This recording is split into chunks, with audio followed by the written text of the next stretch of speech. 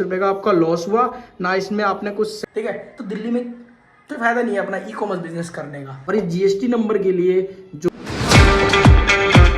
Welcome back to our new vlog, आप सभी का स्वागत है हमारे 30 डेज ई कॉमर्स चैलेंज में। और आज है अपना day 14 of running and e commerce business. So guys देखो, आज की वीडियो थोड़ी अलग होने वाली है बाकी वीडियोस से, ठीक है। आज मैं आपको बताने वाला हूँ कोई प्रोडक्ट के बारे में, ना बताऊंगा कोई कैटेगरी के बारे में, ठीक है। मैं बताने वाला हूँ आज आपको कि अगर आप अमेजॉन, फ्लिपकार्ट, मीशो पर लिस्ट करते हैं तो ये है क्या।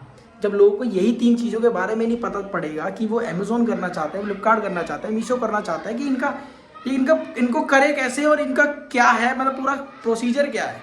तो आज तुम्हारा भाई पूरे वीडियो में यही बताएगा सबसे पहले, ताकि जो भी डाउट्स हो ना वो आपके क्लियर हो जाए इस वीडियो के थ्रू, ताकि आपको किसी और वीडियो पे जाना ना पड़े। साथ ही साथ अगर वीडियो पे नए हो तो सब्सक्राइब जरूर कर देना और कोई सा भी पार्ट मिस मत करना, वरना आपका ही लॉस है। बिजनेस तो ई कॉमर्स स्टार्ट करना सब चाहते हैं, लेकिन जब उन्हें यही चीज़ों के बारे में नहीं पता होगा कि अमेजोन का क्या सीन रहता है, फ्लिपकार्ट का क्या कमीशन रहता है, मीशो का क्या कमीशन रहता है, साथ ही साथ इन सब चीज़ों के लिए कौन कौन से डॉक्यूमेंट की नीड रहती है, किस वजह से हमारा ई कॉमर्स बिजनेस लॉस में जाता है, तो ये सारी चीज़ें मैं आपको इस वीडियो में बताने वाला हूँ, ठीक है। तो वीडियो को पूरा एंड तक देखना। पहले मैं ये भी चीज़ बता देता हूँ कि कोई भी अगर आपको बिजनेस करना है ना, तो उसके लिए पैसा इंपॉर्टेंट नहीं होता शुरुआत में, ना जगह। आप छोटे से रूम से भी करोगे, ठीक है। तो शुरुआत में मतलब अगर आप ई कॉमर्स बिजनेस स्टार्ट कर रहे हो तो एकदम से मतलब हाइपर मत हो जाना इस चीज़ को लेके कि हाँ बड़ी जगह लेनी चाहिए, बड़े उसका रेंट कहाँ से दोगे, अपनी जेब से। तो इसीलिए कह रहा हूँ कि अगर सोच समझ के करना और थोड़ा पहले नॉलेज के साथ, पहले नॉलेज ले लेना, उसके बाद अपना बिजनेस स्टार्ट करना, ठीक है। क्योंकि मैं नहीं चाहता आप लॉस में जाओ, और लॉस में जाओगे तो मैं तुम्हें उठाऊंगा। पहले टॉपिक में इधर बता देता हूँ। सबसे पहले देखो, अमेजोन पे अगर आपको वर्क करना है तो अमेजोन लेता है कमीशन, ठीक है। उसका हर कैटेगरी के हिसाब से अलग कमीशन होता है।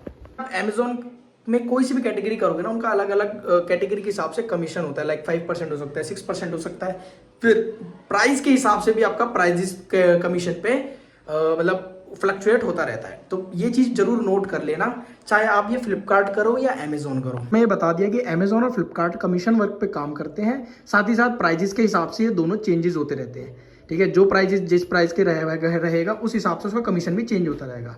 थर्ड चीज़ जो है मीशो 0 कमीशन लेता है, जिसका कोई कमीशन नहीं है उसके प्लेटफॉर्म पर सेल करने का, ठीक है। और ये जो अमेजोन और फ्लिपकार्ट कमीशन लेते हैं ना, ये लेते हैं अपनी गुडविल पे, ठीक है। गुडविल बिजनेस आपसे पैसा नहीं लेना चाहता, लेकिन सबसे मेन चीज़ ये है कि ये सब जो वर्क पैसा लेते हैं, ये लेते हैं अपनी गुडविल का, ठीक है। साथ ही साथ मैं ये बताना चाहता हूँ, अगर आप ये तीनों बिजनेस करना चाहते हो तो इन तीनों के लिए आपको चाहिए होगा ये जीएसटी नंबर।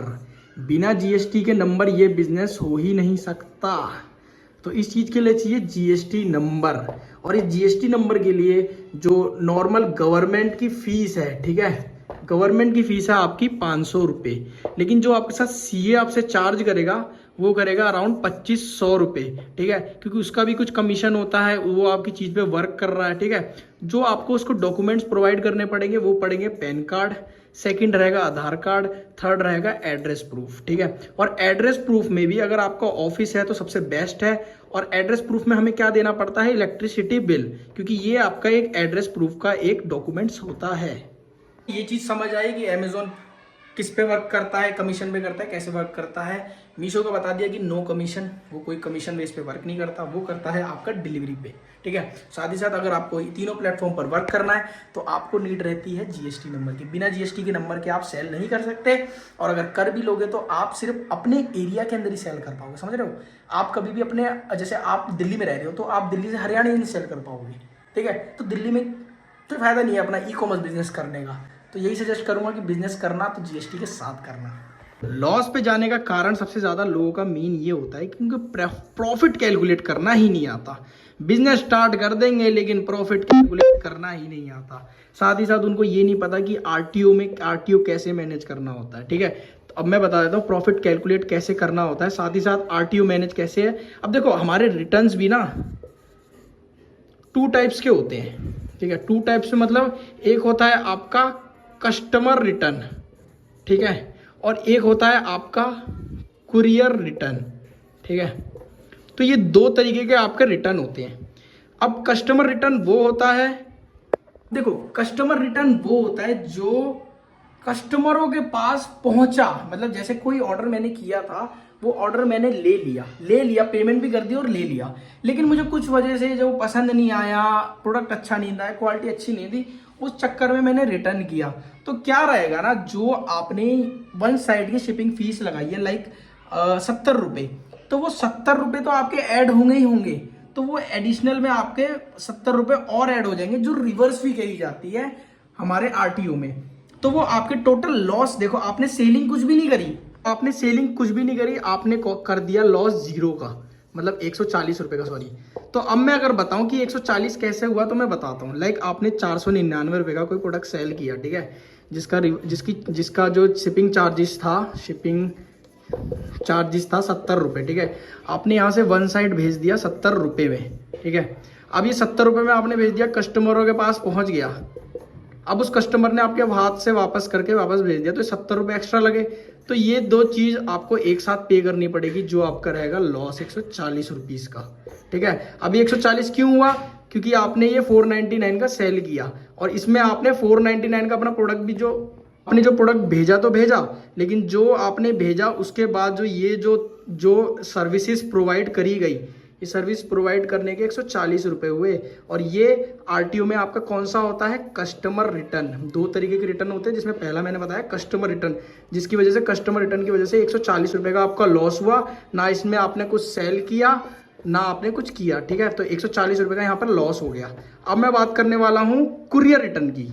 आपको कस्टमर रिटर्न समझ आ गया होगा, है ना। अब मैं आपको बताने वाला हूँ कुरियर रिटर्न की। 2 तरीके के रिटर्न ही होते हैं हमारे ई-कॉमर्स प्लेटफॉर्म पर।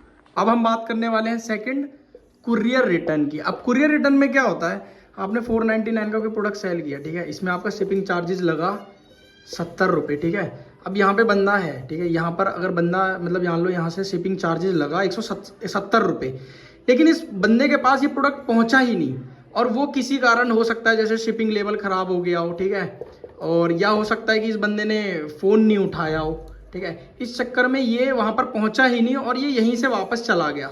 तो इस चक्कर में आपका लॉस होगा 0 रुपीज़, क्योंकि ये जब कस्टमर के पास पहुँचा ही नहीं, तो ये रिवर्स फी लगेगी ही क्यों, ना इसकी कोई फीस लगेगी ना कुछ। तो इसमें आपका 0 लॉस है। जो आपका लॉस होने वाला है वो होने वाला है,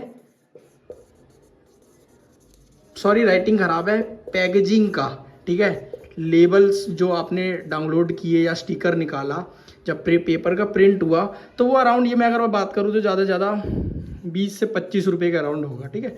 तो ये 25 रुपये मैंने ज़्यादा बोल दिया है। तो हमारा ये होता है कुरियर रिटर्न। होप आप सभी को ये 2 चीज़ पसंद समझ आई होगी कि कस्टमर रिटर्न और कुरियर रिटर्न में हमारा कितना लॉस होता है। कस्टमर रिटर्न में क्या लॉस होता है, जो आपका रिवर्स फी वगैरह लग के टोटल लॉस हो गया। सेकंड चीज़, जो कुरियर रिटर्न में क्या होता है, कुरियर रिटर्न में जो आपका अपने प्रोडक्ट सेंड किया था, बॉक्सिंग्स वगैरह हो सकता है, पॉली बैग्स हो सकते हैं, लेबल्स होते हैं, इन चक्कर में बस रिटर्न में थोड़ा सा लॉस होता है। ये नॉमिनल लॉस होते हैं, जिन्हें हम शायद ऐड करके नहीं चलना चाहिए। अगर ऐड करते हो तो अच्छी बात है, नहीं करते तो कोई बात नहीं। तो आई होप आप सभी को ये वाली, मतलब ये 2 आज टॉपिक जो मैंने बताया रिटर्न्स को लेके, आपको समझ आई होगी, ठीक है। नेक्स्ट वीडियो में मैं बताने वाला हूं कि अगर, क्या बताने वाला था, सॉरी, मैं बताने वाला था कि जो आपके प्रॉफिट कैलकुलेट कैसे करते हैं किसी भी प्रोडक्ट का, ठीक है, किसी भी प्रोडक्ट का प्रॉफिट कैसे कैलकुलेट करेंगे जिससे आपका लॉस ना हो, ठीक है। तो make sure you subscribe our YouTube channel. मिलते हैं हम आपको कल एक नए ब्लॉग में। Thank you so much for watching, bye bye.